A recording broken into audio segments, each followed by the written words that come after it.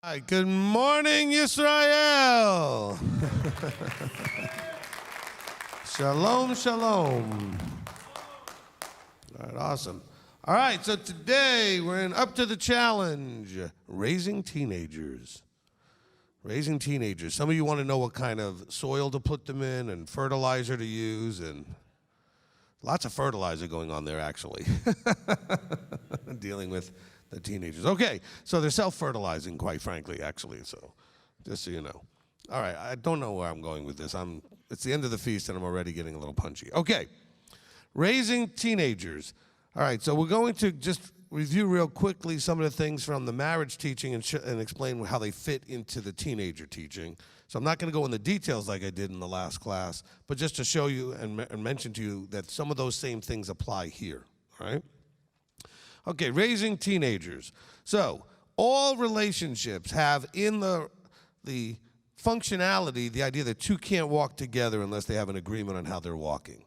Now, we're not talking about little children, when they're 1, 2, 3, 5, 8, whatever. They don't have to agree with you. You don't have to agree with them. Actually, I'd say the other way around. As far as agree with you, meaning they don't have to like or agree. They're just it's an obedience thing. You say it, they do it. If they don't do it, you make them do it.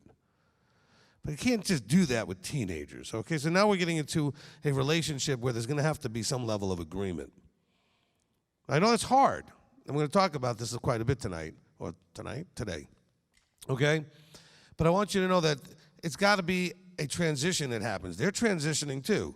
Look, teenagers are weird, okay? Not because they're weird, but because it's a weird thing to be. Being a teenager is weird. Because a teenager is not a child, and a teenager is not an adult. And in a lot of ways, they want to be both. Sometimes they want to be an adult and treated like an adult. In other ways, they want to be like a child and treated like a child. And so it's a very strange place, to be in terms of our progression through life. When you're a child, everything makes sense as a child and all those kind of things. And then when you're an adult, you kind of understand the responsibilities and things of being an adult. But that teenager is just that very weird space.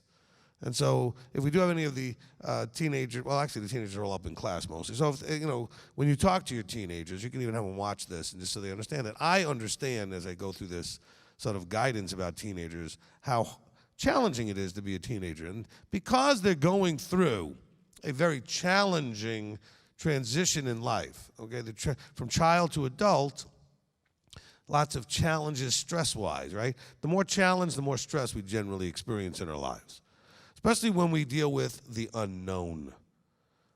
Now, a child is growing up, he becomes a teenager, he's experienced adults, he's experienced other teenagers, he experienced a lot of things, but it's not the same as I have to be one now.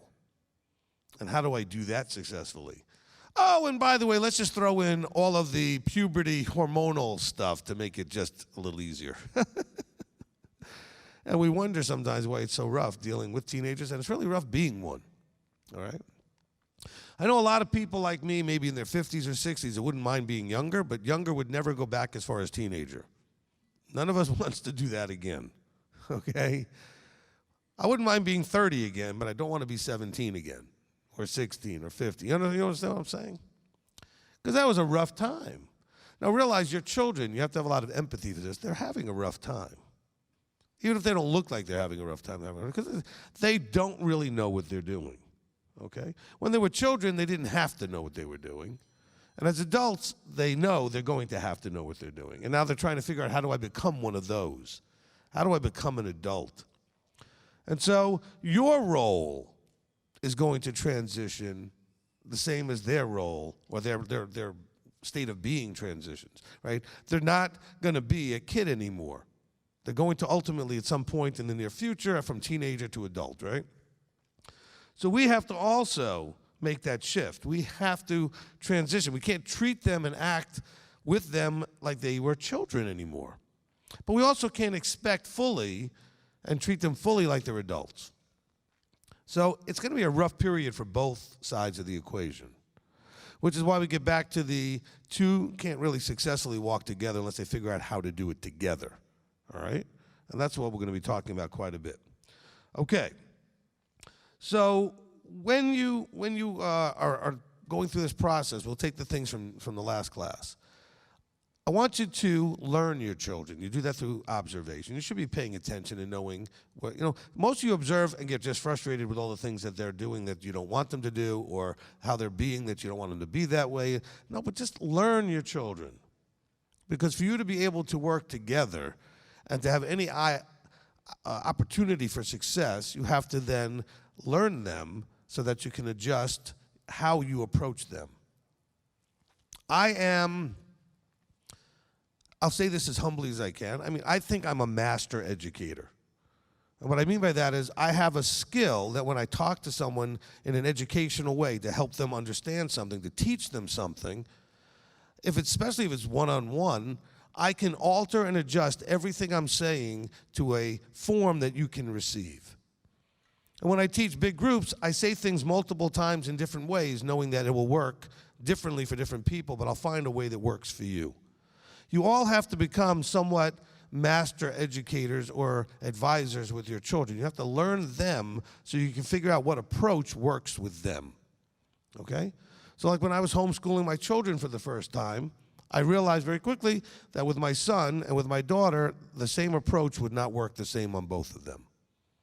So I had to adjust and figure out what approach worked on the one and then which one worked on the other. You'll need that too if you end up with more than one teenager.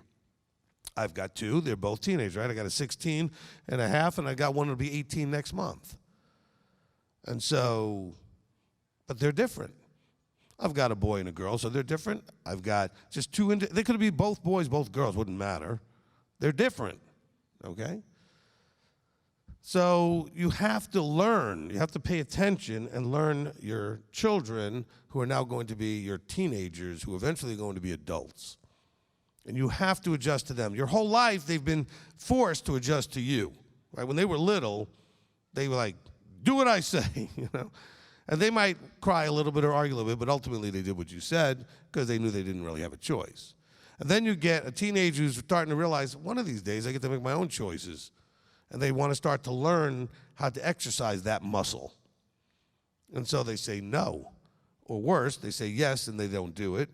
Or they say, yes, I won't go do that, and they do it behind your back and sneak around. All kinds of things that happen because they're trying to figure out how to exercise and develop the muscles of independence, of self-sovereignty. Now, I know we talk a lot about self-sovereignty in a bad way, but it's really actually a very good thing that you establish before you can actually submit yourself to the Creator. Because you can't submit yourself unless you have sovereignty over yourself. And so a child realizes it doesn't have a lot of sovereignty. As you get to be a teenager, you can see that sovereignty just over the horizon. And so you're going to start to try to grab some of it and establish some of it. And so teenagers may seem like they've got a lot of ODD. ODD is opposition defiance disorder, okay? Which is a disorder where whatever I want, you're never going to give me. You know. I'll tell you a quick story. So we had a guy in the congregation that definitely had ODD. He was diagnosed with a lot of other things too, so I'm not just making it up like saying I just thought he had a problem, but he was diagnosed with things. And he did not believe he was diagnosed with anything. He thought it was a conspiracy against him and blah, blah, blah, even though he was on disability because of his diagnoses and everything else. So I talked to him and I said, listen, tell you what, you don't believe that you have this stuff. So I'm going to ask you a simple question. I just want a yes or a no. Just yes or no. Do you have ODD? Well, I don't think that's a good thing, and I don't, it's all, he couldn't answer the question. I said, no. I know you don't agree with all that stuff. So if you don't think you have it, just say no. I'm going to ask the question again, and I just want you to say yes or no. That's all, yes or no. I did this like 5 times. He couldn't do it. And I kept telling him, if that's what you feel, just say no, I don't have it, right? No. But because I wanted it, he couldn't do it, proving he had it. Do you understand? Okay? And I think teenagers have a little bit of this, at least for that period of time as a teenager, because it's part of them trying to grab their independence and establish their self-sovereignty. Well, you're not going to tell me what to do. I get to decide now. I'm a teenager. I know everything. Right? By the way, they used to have a great sign in the summer, like in the spring going into the summer for summer jobs in Tampa. It said, hire our children now while they still know everything. Summer jobs program. So we have to, as parents, we have to understand that we can't be successful if we don't change too. They're changing. There's nothing you can do to stop it. They are changing. They're getting older. They're changing. And one day, they are going to be outside your house. And it's just like what I'm trying to do with you guys. I'm trying to help make sure that you're prepared so you can do all the things that when you leave the service, you go home, you do them so that you can end up eventually in the kingdom. Because I want you to be successful in your journey. Well, you want your children to be successful in becoming adults. And I can tell you right now, if there's an epidemic out there, it's an epidemic of people having an inability to adult. There really is the big problem. Okay, I've got some people in the court system know so that's what they run into all the time. People end up in all the trouble they end up in because they really have a hard time adulting. Their marriages, their jobs, their careers, their finances, or their relationships, everything comes back down to their parenting is a failure or an inability or not even knowing what to do to adult. Look, if your teenagers are your first teenagers, you don't have any more idea what to do than they do. I mean, yes, you have a little idea because you were one, if you can remember back that far, but this is your first time too. You don't know what to do. How do you deal with this? Of course, you have this great idea of maybe what you were going to do when they were 5, and when they're teenagers, my children won't, blah, blah. Really, okay. How'd that work out? I'm sure it didn't work out very well. So as we're learning, and we're observing and learning our children, I think you should use the same 3 sort of deals that we use for marriages. I think you should figure out the colors of your children so you can know personality style, what they have.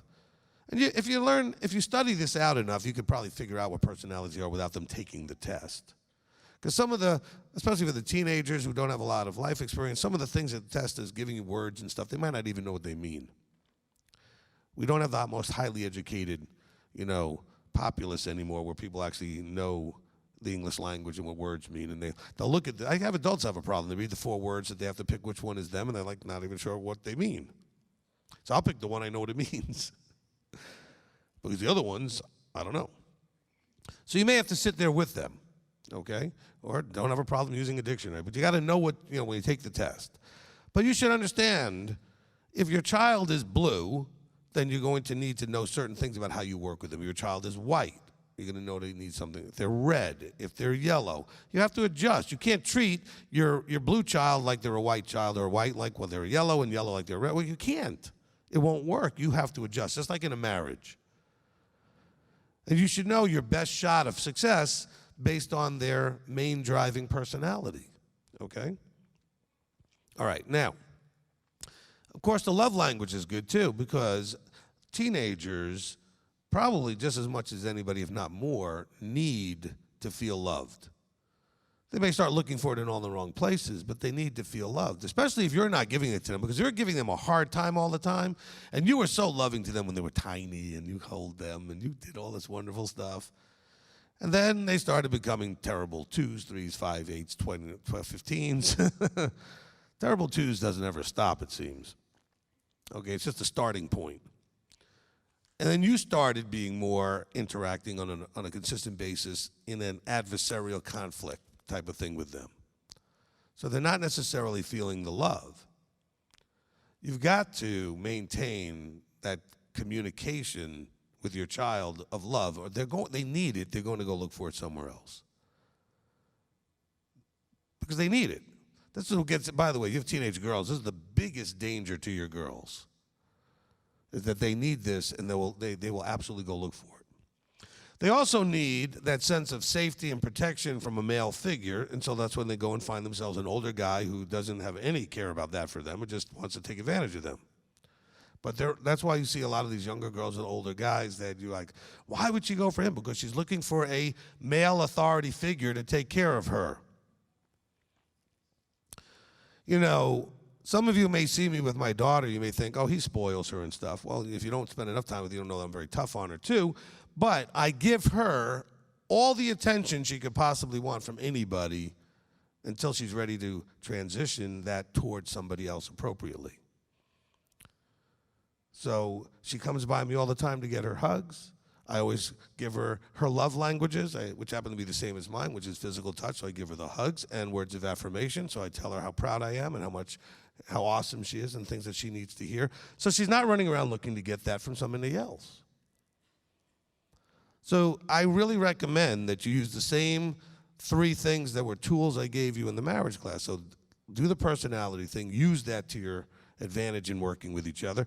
Speak their love language. Don't worry so much if they speak yours. Spouses need to learn to speak each other's. The child doesn't need to speak yours. You need to speak theirs, though, because you want them to know they're loved. You should be getting that from your spouse. You don't need to get it from your child. I mean, it works out for me because my daughter and I have the same language, so from her, I get that all the time. Because in giving her what she wants, I'm also getting what I want, right? So that works. But what if your children don't have the same love language? Well, then you do what I've taught you in the other class. You have to adjust and purposefully do what's necessary. I do different things for my son because his languages are different than my daughter's. And I put the same effort in, and I get the same good results. All right. And then, of course, with this class, hopefully you'll come up with some ideas and understanding of how to set expectations. Okay, that's what we're going to start to talk about more right now. All right, so I recommend that you do, and again, I'm very blessed that I can teach you this because I have teenagers. You know, when I started ministry, I was married with no kids. I mean, that's a long time ago. And so I couldn't really, and I was very brand new married, so I really couldn't help anybody who was married with their problems because I didn't know anything. And they would look at me like, what do you know? You've been married for 5 minutes. And I look at them like, absolutely right. I don't know anything. Of course, now 23 years later, I still don't know anything. But anyway, so, and by the way, today is our anniversary, my wife and I, 23 years.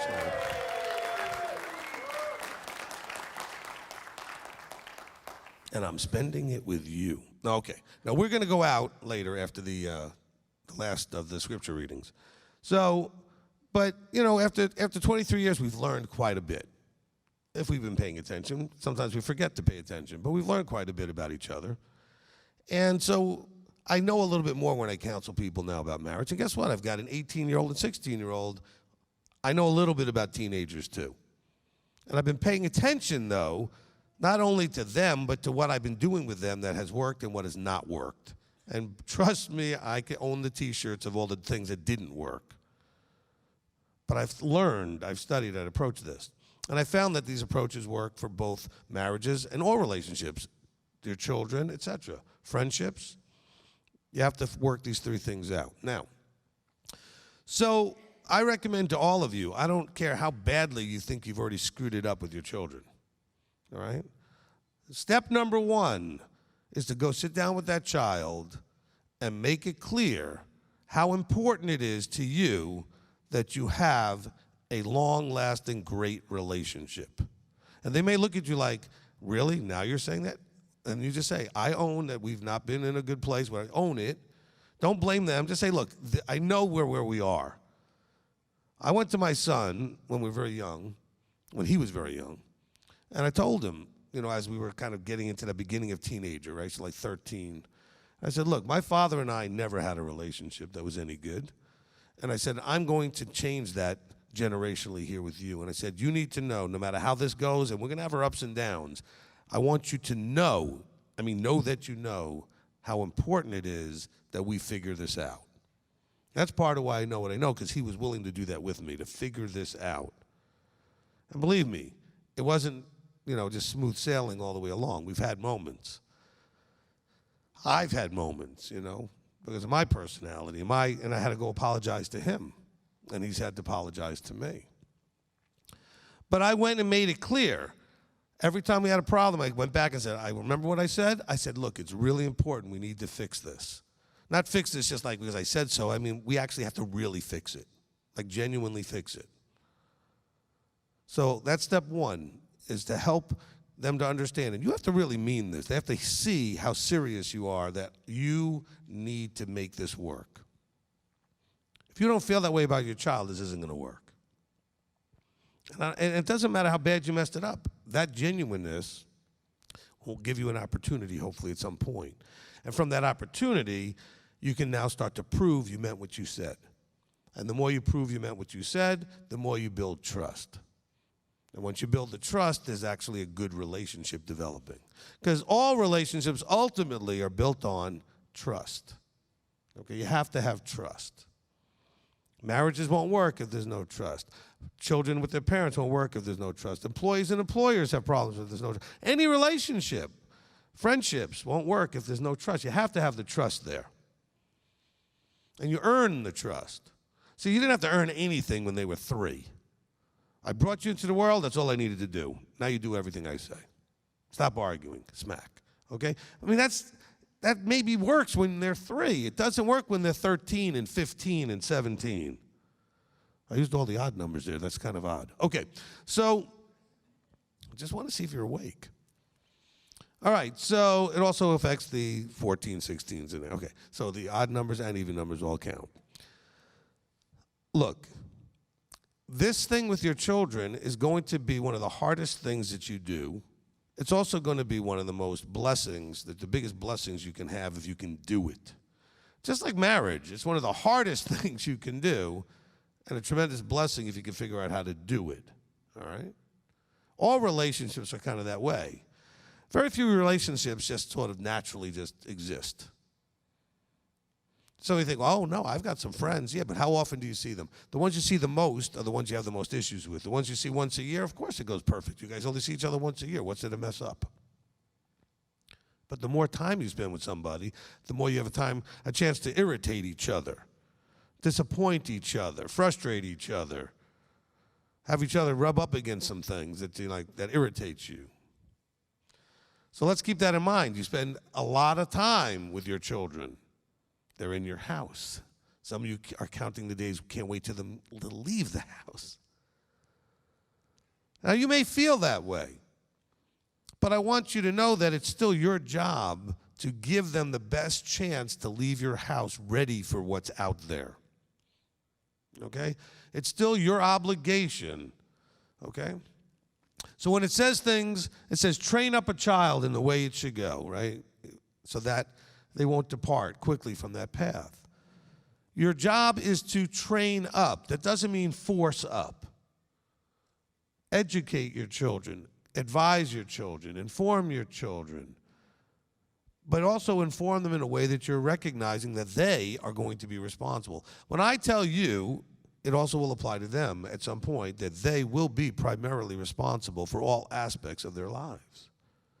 Right now, you have been primarily responsible for all aspects of your life. Some of you still haven't let go, and you come to me complaining about issues with your 47-year-old daughter or your 43-year-old son.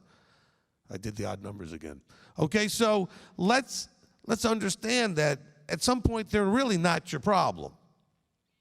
Now, that doesn't mean you don't love them and you can't be there to advise them if they want it, but at some point you have to recognize that they are primarily responsible for all aspects of their lives. And when they're still in your house, you should be doing everything you can to get them ready. That also means get them ready for you and them having a different nature to your relationship.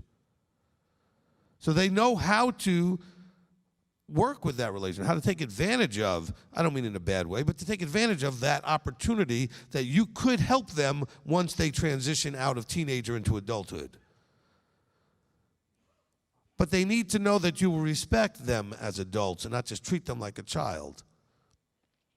Even children don't want to be treated like a child. Nobody wants to be treated like a child. Of course, a parent says, well, if you stop acting like a child, I'll stop treating you like a child.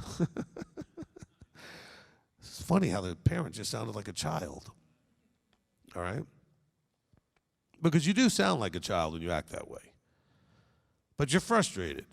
Why are you frustrated? You're frustrated because the control that you want to have is not there. And that's reality. Okay, I've said this a lot over the last couple of years. The cure for almost everything is bringing reality in. Whether the reality is vertical or the reality is horizontal, but just you have to bring reality into stuff. The reality is that they have to become independent adults at some point. That's going to happen. You can't stop it. It may happen younger, it may happen older. They are going to be there. And so you have to transition into a different role. I call that role the trusted advisor, the valued advisor. You're no longer the parent.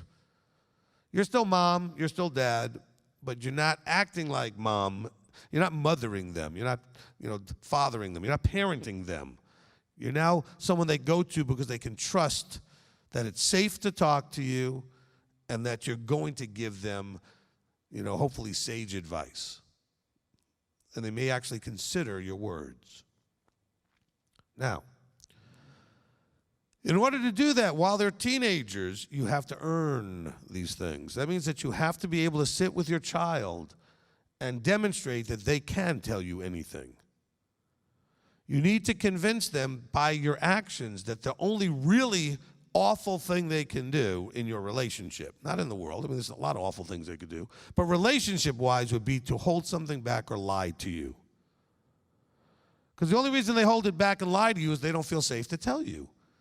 They want to tell you. They want to tell somebody they can trust. They want to have that openness of relationship to discuss the things that they're doing, just like you do. All of you should have, and I believe you probably all do, have friends that you are very open with. Maybe you're not very many, maybe 1, 2, whatever that is. But, you have that person. It should be your spouse. Often enough it's not, because guess what? As spouses, we've not allowed it to be a safe place. And so the husband thinks, I can't tell my wife this because she's going to have a problem, whatever. It's not going to be safe. Or the wife thinks, I can't tell my husband this because he's going to have this reaction. It won't be safe. All your relationships to be successful have to be, the nature of it has to be that it is safe to share the information so that you can be there for each other. You can't have that level of relationship if you're hiding stuff, if you're holding stuff back because you're afraid or because you believe you know the reaction you're going to get. They should know the reaction they're going to get. It should be one of, I'm listening, and I will tell you honestly if I think that what you did was a problem, but I'm not going to come down on you and attack you and call you a moron, an idiot, what's wrong with you, And that's actually the worst thing we ever say to our children. What's wrong with you? The child's thinking, I don't know, is something wrong with me? After a while, they hear that enough.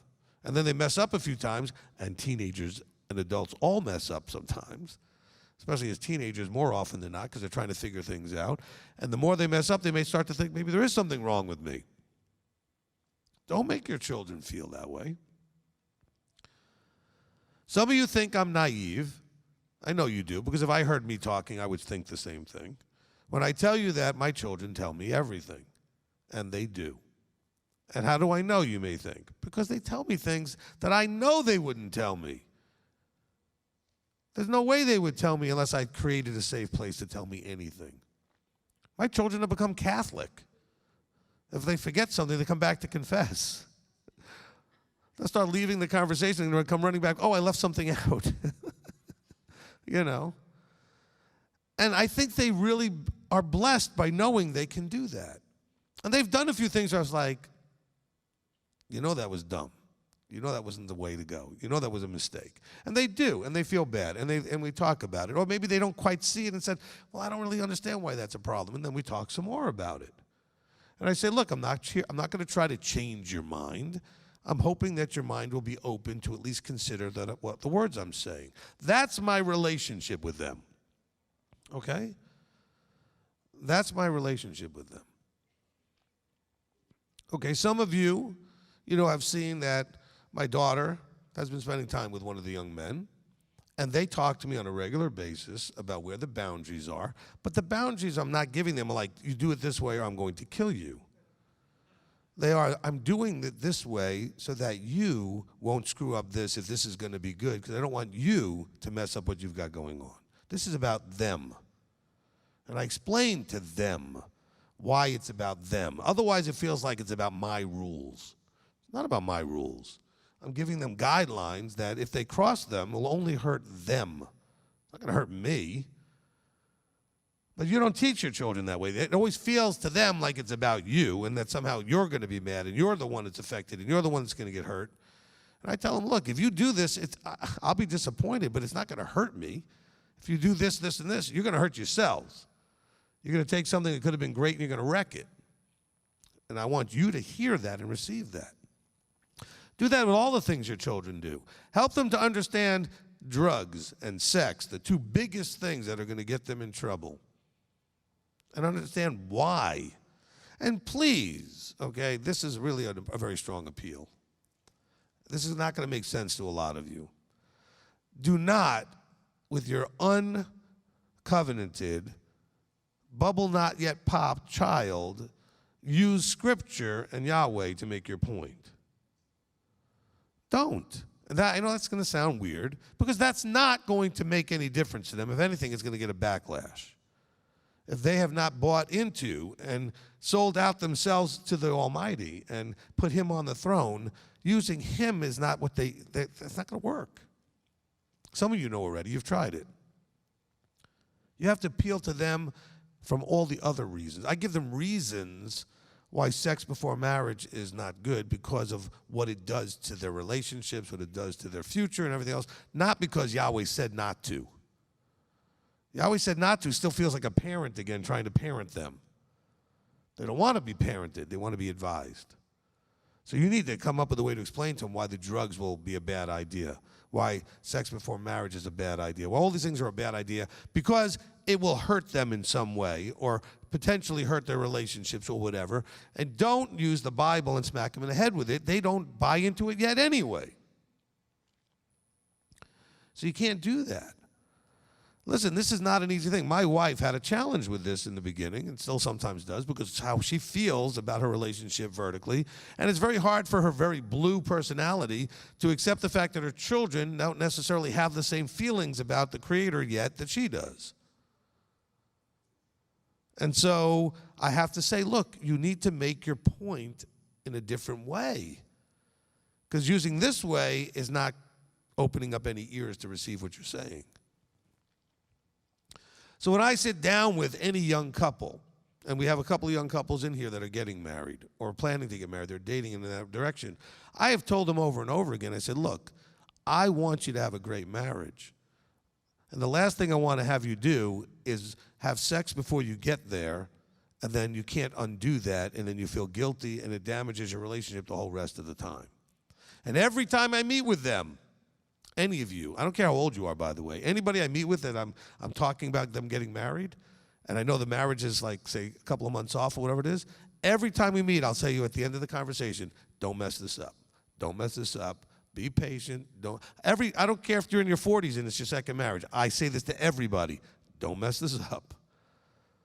You're almost there. Don't start on a wrong foot. And I don't say it because Yahweh. I say it for them. It doesn't matter that it is both reasons, but I want them to understand you're only going to hurt yourself. This is about that. So when you talk to your teenagers, you have to help them understand, for example, like, well, I don't want my teenagers kissing.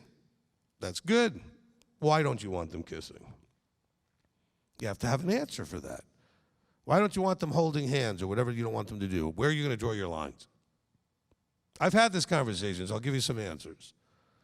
I don't want them doing anything that leads to sex. There's nothing wrong with holding hands. There's nothing wrong with kissing. There's nothing wrong with hugs. The problem with them is that they lead to the sex. Because it's once you start, you can't stop. And the teenagers thinking, oh, no. You tell them to their face that you as an older person and knowing all these other people you know in your life and how it was for you, once you open up the gateway of the kissing part, which you want to avoid more than any other thing, it's hard to stop the hands and everything else, and next thing you know, you're in trouble. This is just like the teenagers are going to think, oh, I could just smoke a little marijuana, do some edibles, do some vaping, and I could do it responsibly. I've never heard anybody say that before, really. Because nobody can. You just can't. Because the door opens up, and then it starts leading into other things. So you can't. It's just, you have to teach them that there's a reality out there, and that they have to live within that reality no matter how much they think that they're the exception to the rule. Oh, but I could just have a kiss hello or a kiss goodbye and that's it. No, you can't. Sure, you could do it once or twice, maybe for a week or two, but it will not stop. And you all know that's true, but your teenagers don't know that's true. Because they don't know the electricity and the chemical reaction in the body when your lips touch. And then all of a sudden, other parts of the body start reacting. Hands start moving, other things start happening, and the next one, you're not even in control anymore because the emotions and the hormones are just driving the bus. And then you're sitting there in bed naked and wondering, how did I get here? How'd that happen? Some of you adults are thinking, I wish that would happen some more. Yes, I get that. You're married now. That was yesterday's teaching. I never got to that yesterday, okay? You know what's really funny? This is not so much a teenager thing, but I just throw it in because it's funny. I came up with an idea to try to help husbands and wives with their fighting issues. I said, tell you what if you only fought naked? Like, you can't argue unless you take your clothes off. First person I gave advice to do that told me that's actually when we do most of our fighting. I was like, all right, forget it. Well, we argue all the time. I said, fine. Next thing you're about to have an argument, say, listen, want to argue, we got to take our clothes off. And she told me, well, that's how we fight the most. I said, okay, never mind. I thought it was brilliant, because it's hard to argue with a naked person. I would think. I don't know. Listen, ladies, especially for the guy, he's going to see you naked. He's going to forget what the argument was. His mind's on a whole nother thing all right there, okay? You talk about squirrel, that's the biggest squirrel you can give him. That is the, dinosaur of squirrels right there, okay? It will be the distraction of all time. I thought that anyway, okay? It would work for me. Tell my wife, you want me to stop arguing? Take your clothes off. No. Okay, so how did we end up here? I don't know. Some of you try this technique, see what it does for you. I don't know. Okay. All right, but let's get back to the teenagers. All right? Some of you are like, please, let's get back to the teenagers. This is making me very uncomfortable. If this doesn't work out, I'll do stand-up and we'll switch to something else. That's what you get, half message, half comedy. Now, but your teenagers, which is kind of funny and comical when you're not wanting to kill them, you have to understand it's a strange period of time, and you want to get into that advisor position, okay? Now, part of what you're dealing with the teenagers is you may need to, at some point, bring some more reality into their lives. So what do I mean by that? You may want to walk them over to the front door and point at it and say, you're going to be 18 in 347 days. Tick, tick, tick, time's moving. But say from the point of view, look, I want you to stay. I'd even like you to stay past 18 if that's what you need to have an advantage, to have less of a burden while you're transitioning into that full adulthood. But if you're going to stay here, we have to come to an agreement. We two can't walk together without an agreement, right? So we have to come to an agreement. And I agree to take care of this, this, and this while you're here, and you agree to give me this level of respect and these things while you're here. And I've had that conversation with my son, okay? And it's gone a little back and forth at times because sometimes he thinks he gets a little hurt feelings thinking I'm throwing him out, which I say, I'm not throwing you out. I want you to stay. Got to go back to the love language, go ahead, make sure he understands and we communicate. I said, but I cannot allow for you to stay in this house without being in agreement. We have to both agree to some ground rules and interaction relationship rules so that this can be successful. And so we have. And it doesn't mean the rules don't get broken every now and then, but then we go back and remind ourselves, by the way, if you really don't like it, you're almost 18, you can leave whenever you want to leave. All right? So have that kind of reality with your children.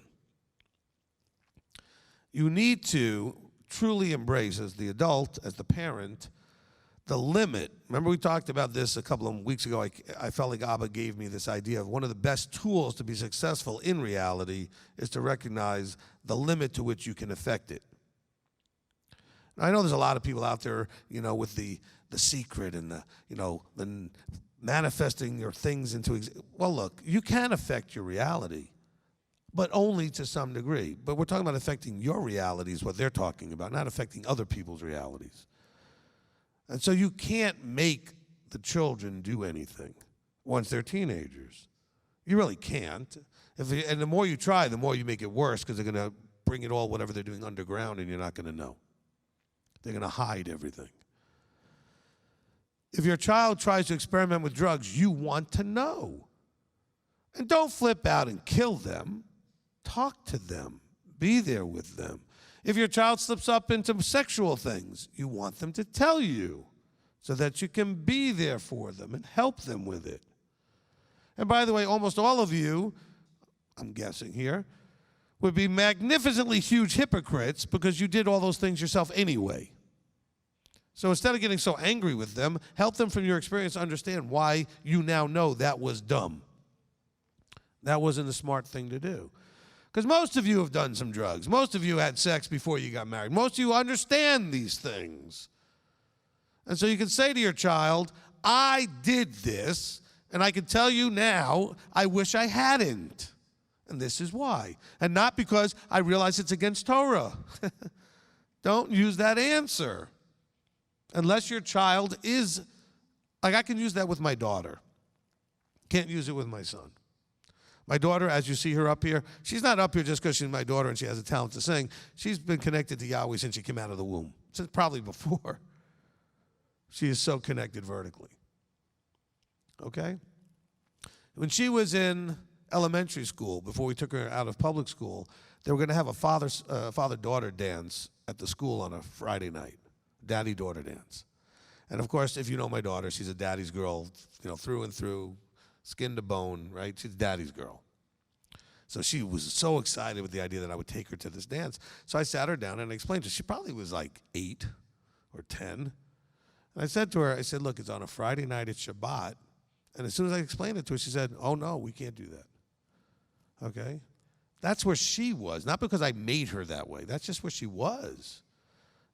This is the kid when she was like 6 years old, was sitting in a pizza place during Christmas time, and I went to get the pizza from the counter. She's sitting at the table. I turn around. She's not there anymore. I look at her brother and say, where'd your sister go? He says, she's going around taking the Santa Clauses off the wall and throwing them out.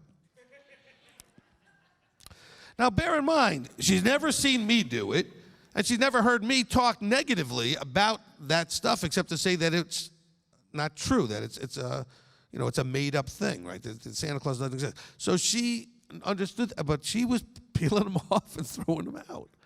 They had taped up a bunch of little paper, pictures of Christmassy stuff, and she was like 6, 7 years old. So you can't You can't approach your children exactly the same. If you do have one that is grounded that way and telling them about Yahweh and Torah will help, do it. It won't with most of them, okay? Had all the Gadol kids together a couple years ago in a room. Rabbi Tom was teaching, so I taught. We used to take the Gadol kids out and teach them on Shabbat separately. Now they sit in the class with everybody, the adults, and they sit in the main room. And so I asked them a question. I said, look, you're safe here. You can tell me how many of you do not at this point have a vertical relationship. Every hand went up, okay? Out of about 12, 15 children, they all went up. Because I just wanted, and I was only asking because I wanted to confirm what I knew. I wanted to make sure that I wasn't just thinking wrong. And so you need to know this.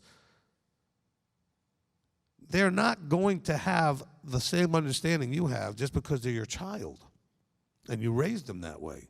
It's a personal experience. They have to have that bubble popping like anybody else. You pray it happens younger, and sometimes it does. Sometimes it doesn't. It didn't happen to me until I was 23, all right? So that's, I've got both my children are younger than that. Some of you it didn't happen until you were 63. It can happen anytime. Have hope and pray that Abba will do that at some point. Just realize that when you're working with your children, if they have not had that, using Yahweh and Torah as part of your argument will not help. It'll make it worse because they're going to think that's a very weak argument. All right, so don't use that. I can tell you from my life experience how much I regret doing something, and this is why. All right? And that's a great testimony that you now have to give them. Okay. All right, we have a little bit of time here. What I wanted to do is go ahead and open up for some questions, because I figure I can then give you more guidance based on any questions. So if anybody has some teenager questions, you can come up to the mic. If you're on live stream, Rob is going to take care of those, and then we'll try to spend the next 35, 40 minutes answering some questions. Okay, Nikki. Good morning, Rabbi. Good morning. I have a couple, if that's okay. Sure. I was saving this question from the readings because it applies. There was a verse in one of the readings we were doing, I'm sorry, I don't know exactly where, that says that if you do what is good and right in Yahweh's eyes, it will be well with you and your children after you. Does that include your children that are not covenanted? Okay, those verses are very specific to the nation as a nation, in the land, in covenant. It's a different situation than we have right now. Right now, we're living in the second half of Deuteronomy 28. I shouldn't say half. It's much more of it in, starting in verse 15. That goes to like 70 or 68 or whatever it goes to. Then the first 14 verses of all the blessings. And then you got 50 verses of all the cursings. So we're living in that cursings time. So there are no assurances that your children get anything necessarily out of your walk except the fact that you can witness them and explain to them and instruct them. But what he was promising them had to do with if you covenant and you maintain covenant and you are in the land and you do the things I say, all these things will flow forward. Okay? And my other question is, a little bit after our session about my relationship with my daughter, our home life she's in her room all the time. If we communicate at home, it's usually through a text message, and I'm only a few steps away from her room. The door's shut, she's in her room, that's where she wants to be, day and night. We don't spend any time together as much as I really, really want to. We have almost nothing in common, and that causes conflict with what we're gonna do when we spend time together. Do I force her to come out of her room and spend time with me, or do I just let her stay as isolated as she wants to? All right. Let's go back to what I said at the beginning of the class, okay? Number one, let's accept the reality of all relationships, all your finances, all your anything, your health, everything in your life, you have earned by every decision you made up to that point, right? Everything you have done has brought you to this moment where you are. Okay, you didn't do a bunch of stuff and it ended up in a place it didn't take you. Everything you did took you here. So your relationship with your daughter is exactly what you have created between the two of you, not you just by yourself, by the choices you both have made, and that's where you are now. What you now need to do, which is what I said earlier, is you now have to reach out to her and say, I would like to see if we can do this better. So you're not forcing, just invite her to give you a moment just to pour out your heart and just say, would you be interested in taking a shot and giving this a shot that we can have a better relationship? Not a relationship built just on what I say, but on what we both say. Okay? So you can text that if you need to, because if that's what children today mostly use their phones to do all their communicating. I think if they could, you'd never hear their voice. Some of you think that's a good idea. But anyway, so that's what I would do, is you have to invite her and appeal to her to give you an opportunity. And then be ready to be very humble and to be very genuine. I'm very red. I don't cry a whole lot. But I think I probably did when I sat with my son. I said, you don't understand how important this is to me. We have to figure this out. I need to figure this out. That was my throat, not me breaking my voice is what I'm saying. So you're thinking, oh, he's getting so emotional. No, that was just a weird timing. Okay. But I was telling him, look, I need. No, I don't need to figure this out, meaning I'm going to entitle and enable you and let you do everything. I said, no. I still need to be your father, but I need to figure out how we can do this father-son thing better. I want it to be great, okay? So we have a little thing that we do, which, I got a little fist bump thing, a little thing that we do, which is basically, when we do this, we remind ourselves we've committed that we're partners forever, buddies forever. Somehow that's got to work. So even after we get a little bit of we're banging heads a little bit, I'll put my hand on it. Come on, we're still going to get there, right? This is what we're committed to. And he'll reluctantly go, okay. But he still knows that that's what we're aiming at. Not a parent just making him do, all right? But allowing that he's going to make choices. I'm going to have an opinion about them, and hopefully he'll consider my opinion. But I had to invite him into that. Now, I did that very early because I already knew what I had with my father. And I could already see we were starting to bang heads on some things as he started to transition already into that independent mindset of a teenager. Now, you didn't do that with your daughter, but you can offer it to her now. Deep down, she wants a relationship that she can't believe right now she can have with you because she's already had what she's had. And so I would reach out and appeal and say, look, I love you. I don't want to force anything on you. I just really want us to have a better relationship. I want to hope that we can do that. And I don't want you to think I mean just on my terms. I want to hear what you have to say. I want to be there for you. I mean, just pour some of that out and invite her into that. She may not be ready for it now, but just keep telling her, I would love to do this. Please give me an opportunity to have this relationship with you. And the key I found was convincing him how important it was to me that he feel like that relationship with me. I took both my children out to breakfast a couple of weeks ago, and I asked them both like a report card, how am I doing? Okay, I mean, seriously, I wanted to know, as your father, and with what I've told you, I want to have this great, how am I doing? Give me a report card. What can I do better? And they did. They told me, all right? And they weren't afraid to say, well, you're doing great, but there are a couple of things I wish you could do a little better. They told me exactly what I needed to hear. Not what I wanted to hear. Actually, it was what I wanted to hear. I wanted to hear the truth. Okay? All right, Michael? What is suitable discipline for a 15-year-old boy? What do you mean by discipline? Like when they lie or... Okay, so suitable discipline when they lie or do other things?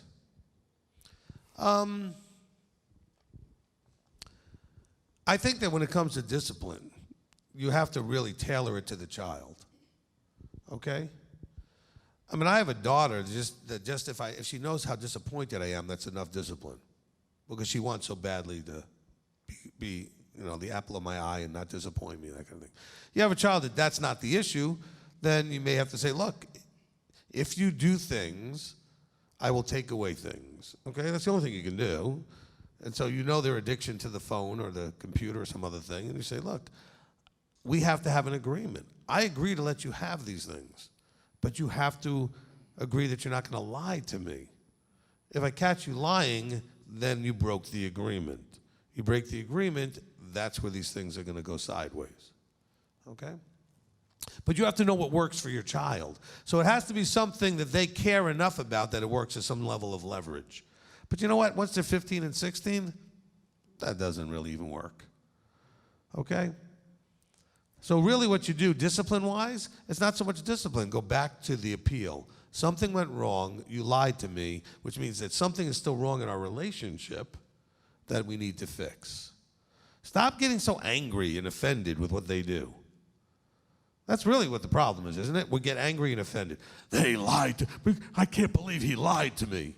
Yeah, so what? He lies to everybody. So did you when you were a kid. Some of you do it now. Big deal. The problem isn't the lying. The problem is there's a problem in the relationship. There's a reason. You know, we had some children, and this is a very common thing, sadly. We had some children that had some cutting issues. You know, they're cutting themselves.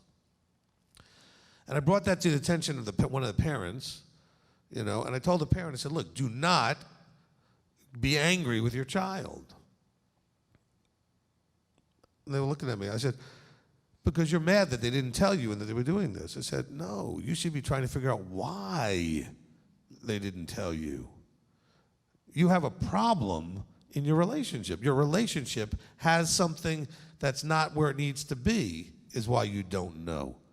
Of course, the parent wanted to argue with me that I didn't know. Well, you don't know my child. I said, excuse me, your child is the one that told me. So I know. You're the one that doesn't know. And I said, but then I calmed back down. I said, because I wanted to shut down that noise that was coming out of his head. And I said, you need to figure out why. There's something broken in your relationship.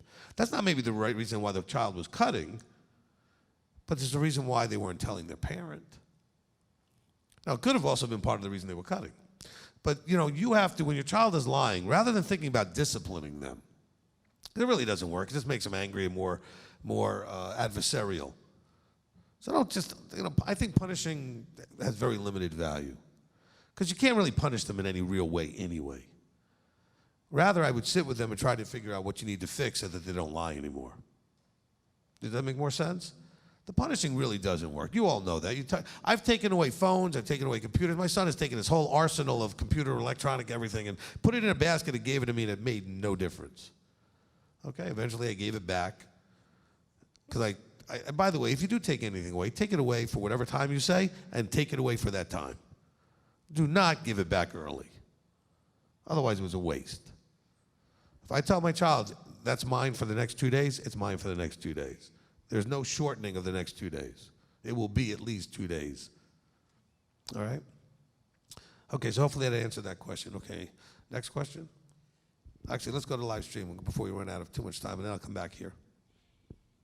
Okay, Rabbi, I've got a question. Okay, at the end there, you was talking about, if they, say, experiment with drugs or end up in a sexual relationship, and then end up getting in, maybe they get pregnant over it or something, or how do you tell them, how to warn or just be there for them if in a relationship that, say, a woman did get pregnant and a teen is a result of a premarital sex, I say it happens with others, but I've heard other people say, well, if I hadn't had you, or don't be like me and ruin your life because I had a child when I was a teenager too, and I never got to live my life because I had a child. Don't be like me, Then would the child start thinking that now they ruined their mom's life because they came along because of something that they did.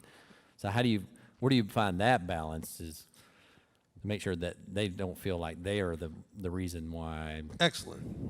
Okay, so let's take that scenario, okay? You have a child. That child came out of wedlock, all right? And so that child may have come from the fact that you were together with your husband before you should have. It could have come from just you being with a boyfriend that you never ended up marrying. It could have been from cheating on your spouse. It could have been from anything. What you want to do is make sure you understand what a blessing they are, but to understand that even though they are a blessing, they need to understand that it would have been much better had it been done a different way. Okay? That it would have been better, not because of them, but because of how that decision affects other relationships, and it's not their fault. The child is not the fault. I'm glad I have a child. What a blessing a child is. Never tell your child that because I had you, my whole life I had to put on hold and everything. Don't make them feel guilty for something they couldn't do anything about. It was your dumb decision to do what you did. Not the dumb to have a child, but have it on the child when you weren't ready to have a child. I mean, that's just dumb. And we don't teach that strong enough. If that's what you want to say, you know what? I want you to know, no matter what I tell you about this, I am so happy you're here. You are one of the biggest blessings, if not the biggest blessing in my life. And I love you with everything. But I also want to let you know that if I could have done it differently, I would have loved to have had you under these circumstances, because I want you to know that that's a better way to do it. You will still, if you mess this up, you will still love your child.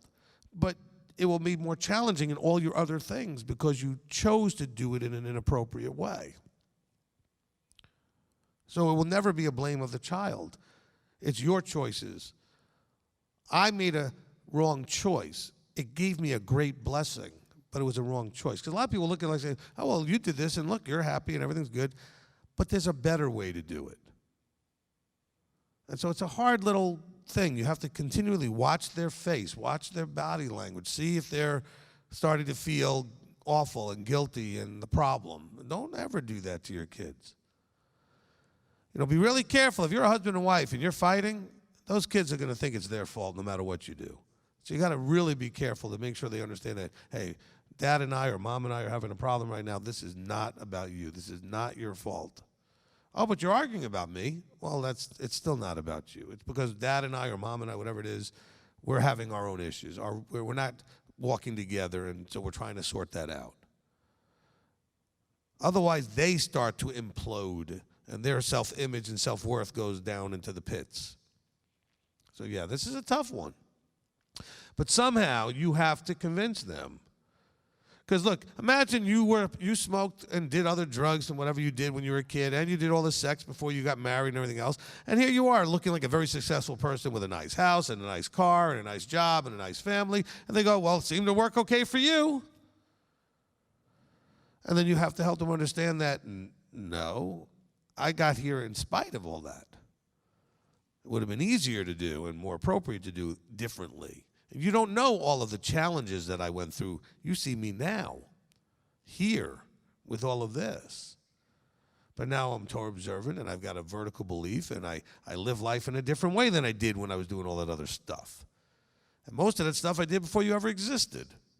So you wouldn't even know. And so that conversation is tough, but really important. But I really appreciate, Rob, that you brought that up, because you know, there are things that are going to come out of this where you have to make sure to be really, really, really careful with the conversation so that the child doesn't read into it something they shouldn't. Otherwise, you're going to undermine the whole point, which is to develop a good relationship with the child. So everything about your conversation with your child has to be wrapped in the words, I love you so much that I need to have you and I have a great relationship that you agree is great, not just I think is great. Not just on my terms, okay? It's like a husband and wife thing. You chose your spouse.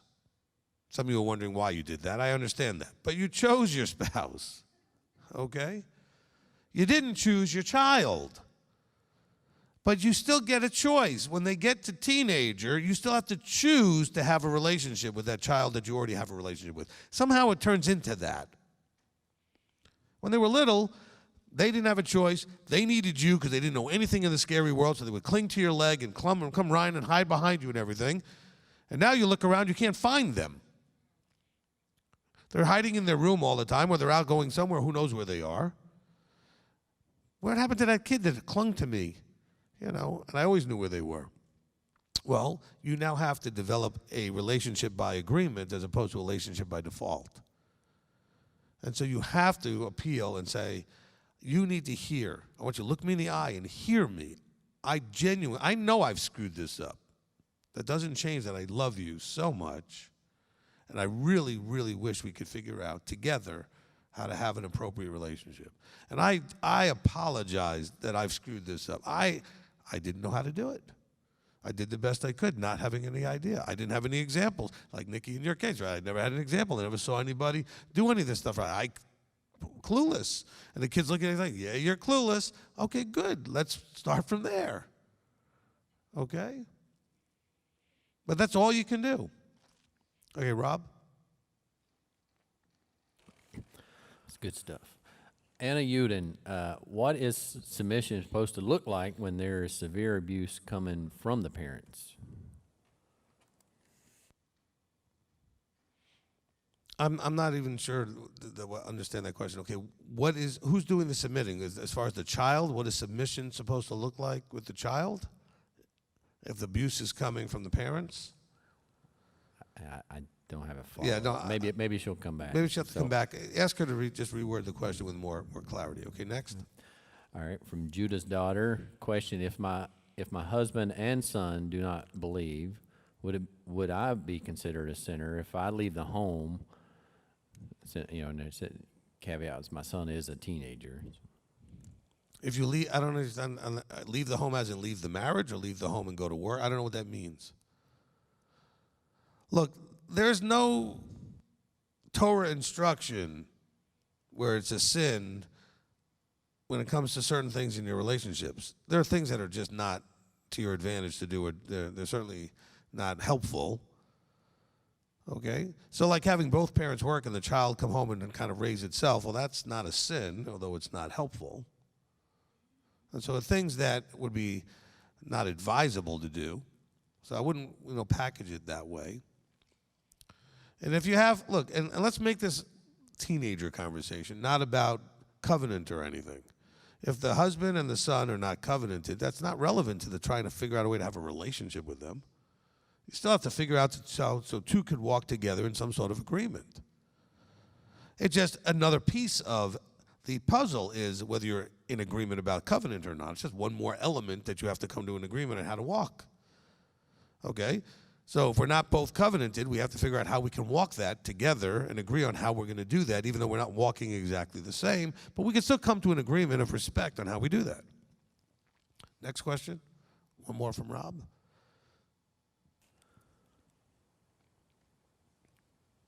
Okay, Anna Uden come back and says, yes, how does the child still submit to the parents when they are abusive, thinking they're right in their actions and words? Okay. All of this comes back. I should have said this, I guess, from the first way the question was worded.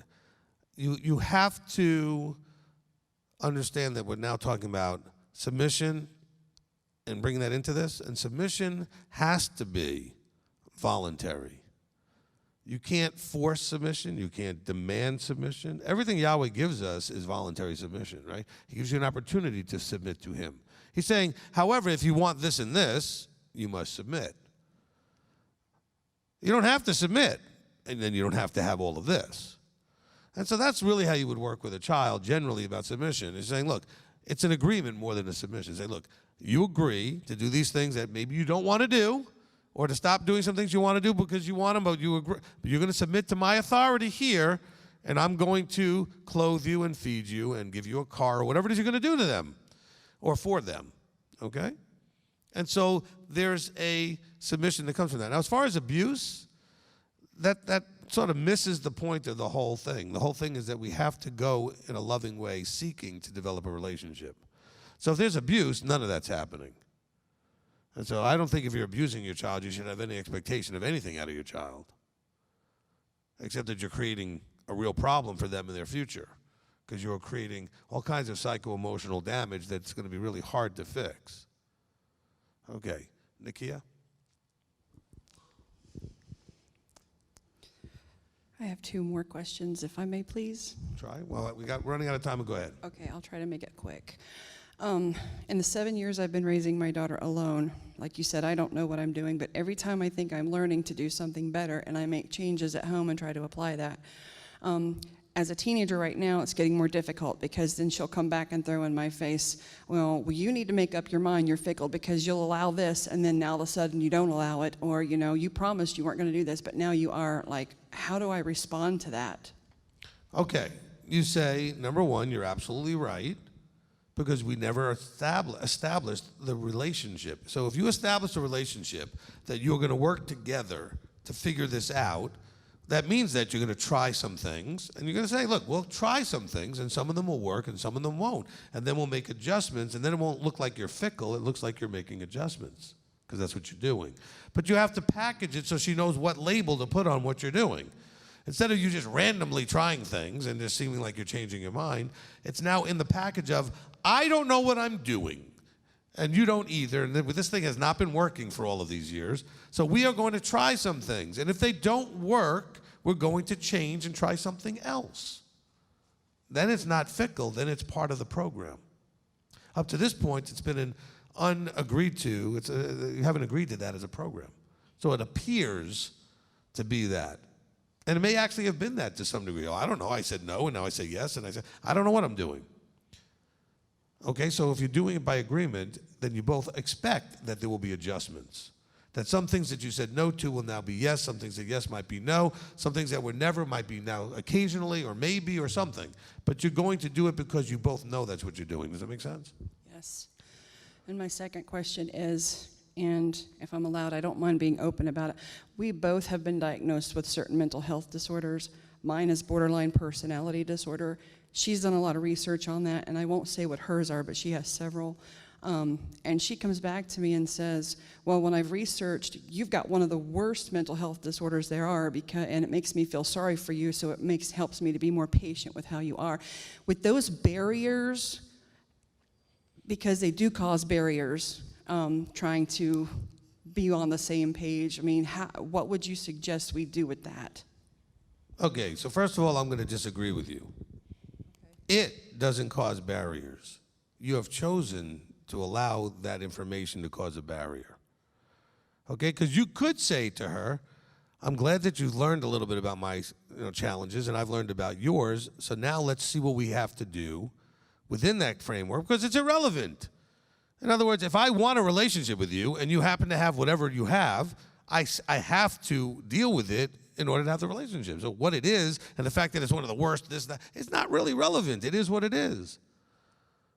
Do you understand what I'm saying? It doesn't matter if it's a simple thing or a big thing. It's your relationship. Do you want one with me? Then you're going to have to adjust to me, and I'm going to have to adjust to you. Okay, so you are allowing it, either you or her or both, are allowing it to be some sort of a blockage. Oh, well, you've got this thing that's one of the worst. And say, well, I appreciate that you understand how bad it is. Let's work together to figure out how we can overcome that and still have a great relationship. You see how I turn that around? Don't fight the reality. You may actually have something that's considered one of whatever it is, so what? It's good that you know what it is so that you can accept the challenge of that it'll be just that much more difficult maybe to do something. Is that a reason to give up and quit? No, you say, I know I have all that. You know I have that. And you have your stuff. I still want that relationship with you, and I'm willing to do whatever it takes to, within reason to try to make that work. But that means that nobody, by the way, just like I said to the marriage couples yesterday, in order to win, nobody gets to win. Winning means somebody loses. Okay? We have to get a win-win means there was lose-lose also. There is no win-win without lose-lose. Everybody has to lose a little bit. You can't have everything your way. And so you work with that. Say, look, I want us to have a great relationship. I don't want to just do it, give you whatever you want. That's not a great relationship. Relationship is two walking together. We have to give and take a little bit and work towards that. But I just want you to know I want that badly to work with you to figure out how we can make that work. And yes, when we start off, maybe forever, we'll make adjustments from time to time because we recognize an adjustment is necessary. Because whatever we're doing isn't really working in that area, right? Okay? All right, Judy. Good morning, Rabbi. Good morning. So as you know, I'm raising my 16-year-old niece, Hannah, and I've had her for going on 4 years. She also has mental health diagnosis, and she has been diagnosed with intellectual disabilities, however mild they are. What is the best way to raise a child like that? Sometimes she just doesn't understand certain things, and other times she's just blatantly outright defiant towards me. And we had a situation last year where she did something really awful. I'm not going to repeat it here, but it was just awful. And the police got involved, and it was awful. And one thing is she's gone around to several people at this feast and told them that I'm a terrible person and bragging about what she did and all this. And then the other hand, she's good as gold. So I mean, like, I guess I'm just really confused as to how to guide her. And you may be aware that I was raised very, very, very strict by my dad, and I'm trying to not implement that forced compliance that you've talked about, but also trying to be have that fine line, but where you have to, listen, but I also want to have that relationship that you're talking about. So, All right. I hope I'm clear. Okay, no, I understand what you're saying. Okay, first of all, you have a huge disadvantage that's actually an advantage in a sort of a way.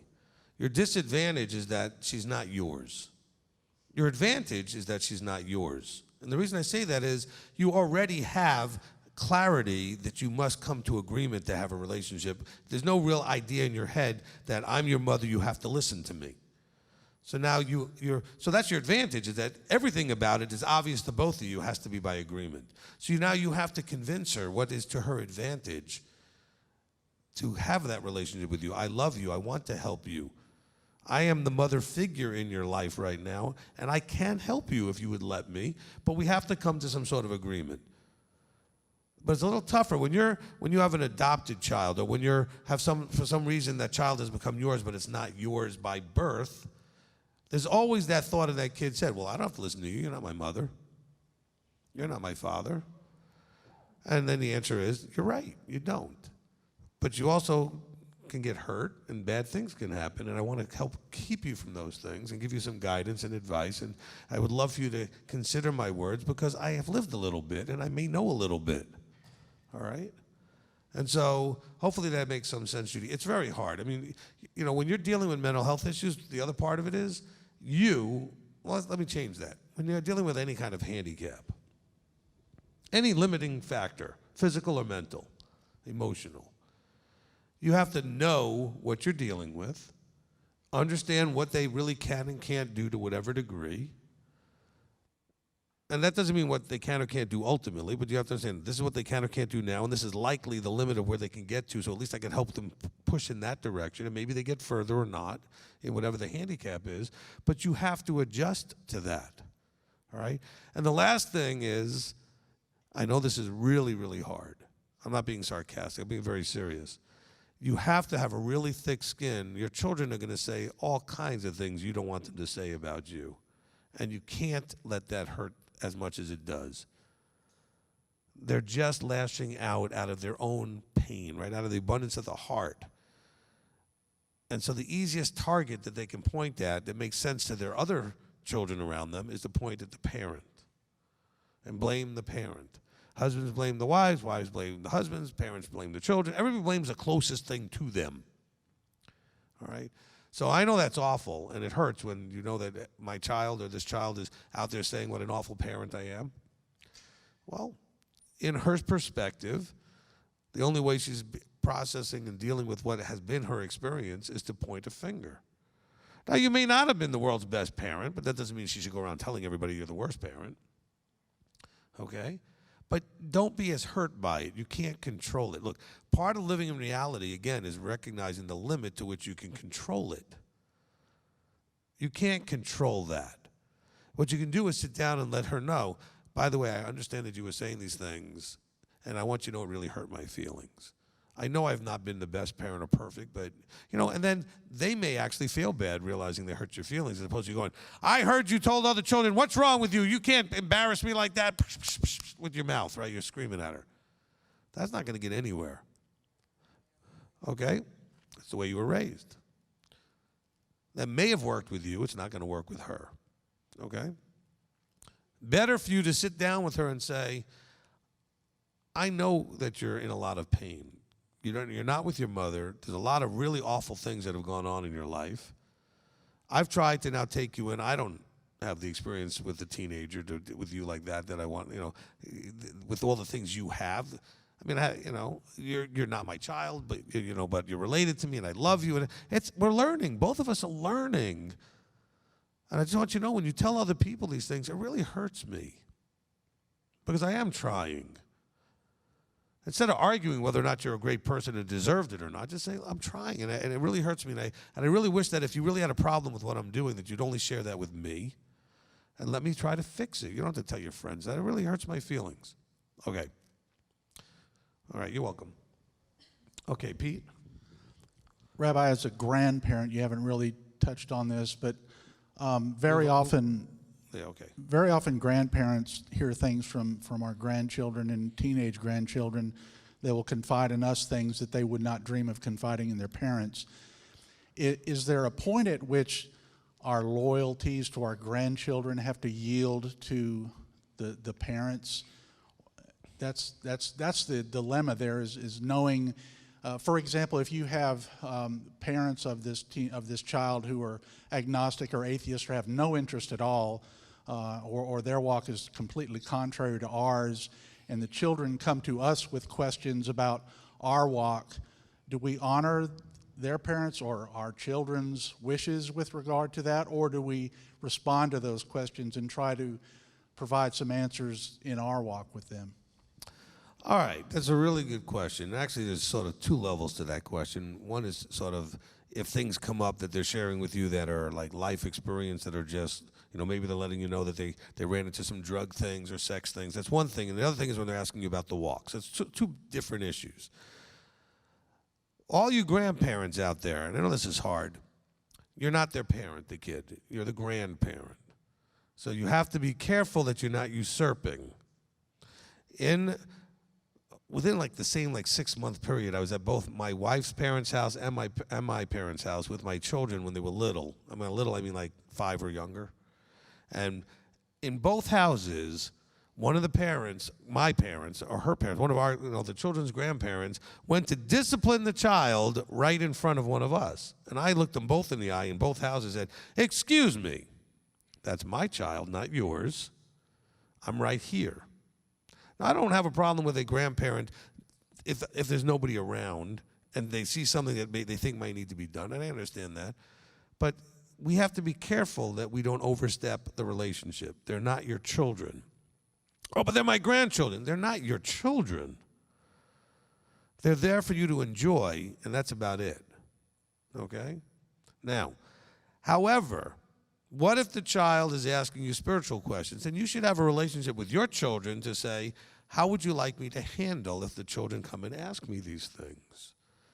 So, yes, you're not going to endorse what the parents do, but you're not going to try to undermine it and create dissension and division in their house either. The child, if Yahweh's pulling him in that direction, he'll pull them there eventually. He doesn't need you to be the one. But you have to make sure that you are not creating a rift in your family because you're feeling to them like you're going behind their back trying to undermine their belief system. You can say, look, your children are curious because they see me doing these things and they see you doing those things and they're curious. How would you like me to address that? Have that conversation. Now, if they say, well, we want you to tell them that we're right, no, you're not going to do that.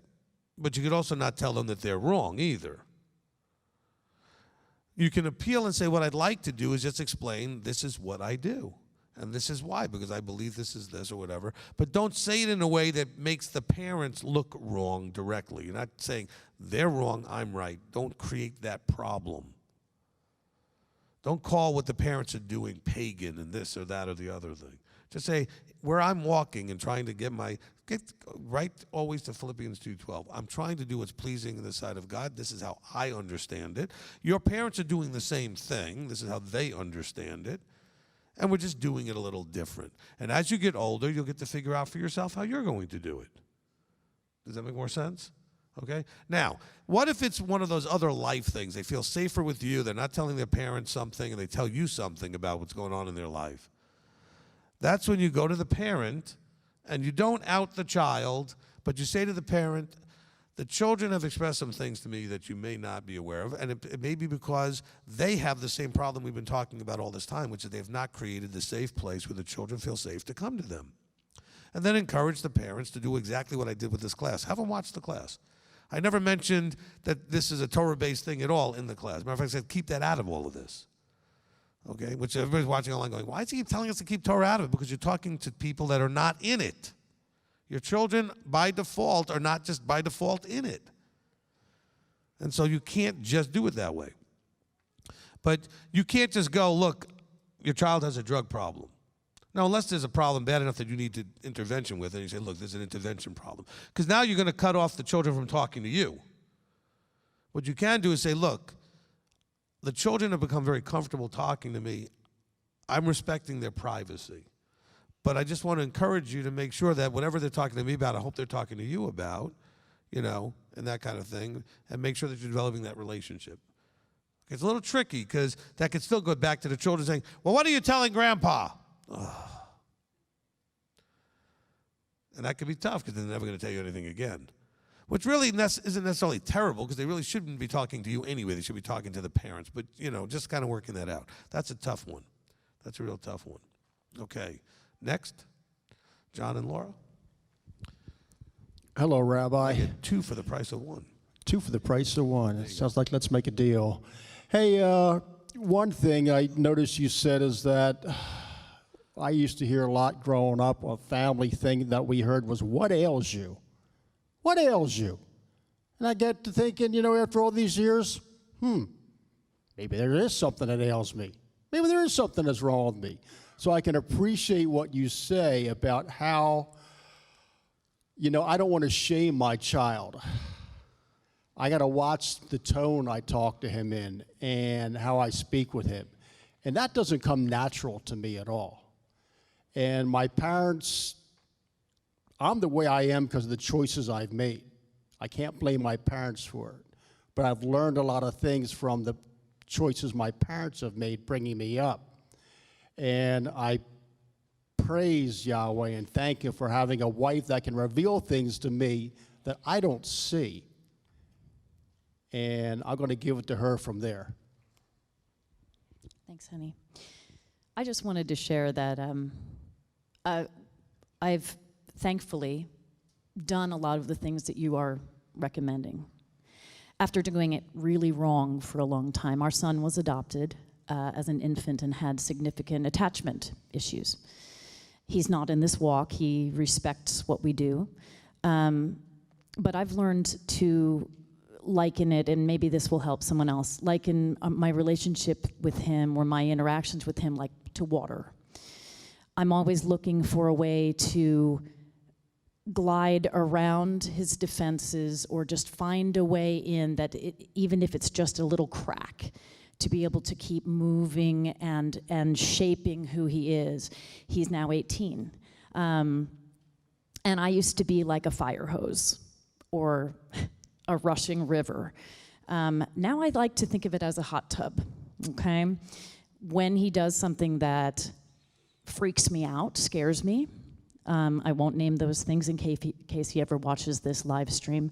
I have a freak out by myself or with my husband and the father so that I can manage it. And then I go to him and I say, I have some concerns. But first, before I share my concerns with you, I want to know if there's anything you want to talk to me about. Sure. And I've been practicing admitting when I realize that I have been wrong. I've been too angry. I've been too forceful. I've picked at him because I'm already stressed out about something else. I own that up front so that he recognizes that I am guilty of a lot of the things that I'm about to talk to him about. And then I sit, so I invite him to kind of sit in this hot tub and I say, I would like a chance to talk with you for anywhere from 5 to 30 minutes. You can choose how long we talk. You can choose when we talk. Will you please consider when that might be a good time? And more often than not, he will say, now's fine. And I will invite him into that hot tub, so to speak. And the very first thing I do is I ask him to turn on those high-pressure jets.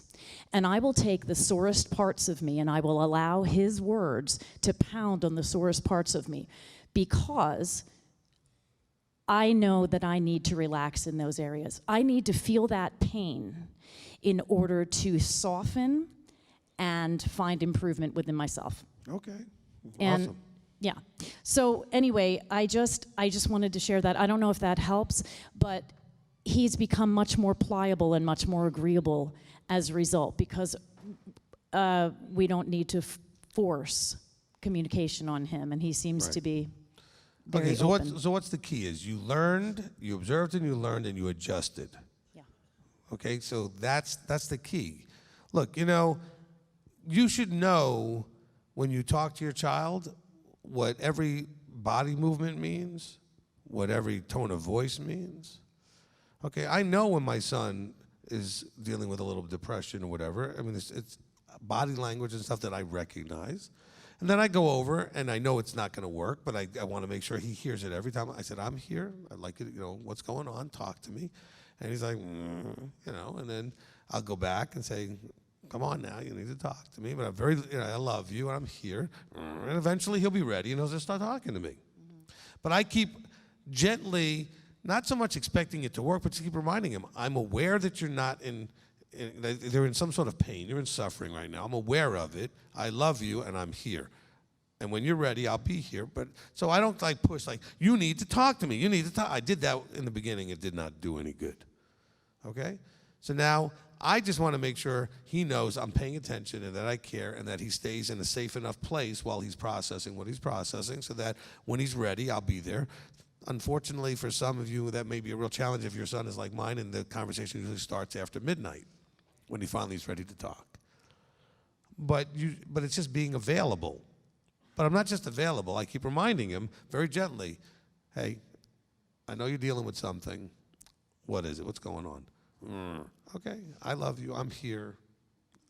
We'll talk eventually type of thing, And I just, later in the day, I might see him, how you feeling? What's going on? I don't need him to tell me I'm depressed, I'm this. I know what it means. I know what the different grunt means or the different facial or body language means. And you should do that too with your children. You know what it means. And so you just have to just patiently keep reminding them, I love you, I'm here. And when you're ready, I'm here. All right? Is it okay also, sometimes I will say to him, I have a sense of what you might be feeling or might be struggling with, and I ask his permission to say, you seem angry, you seem depressed. Whatever works for you.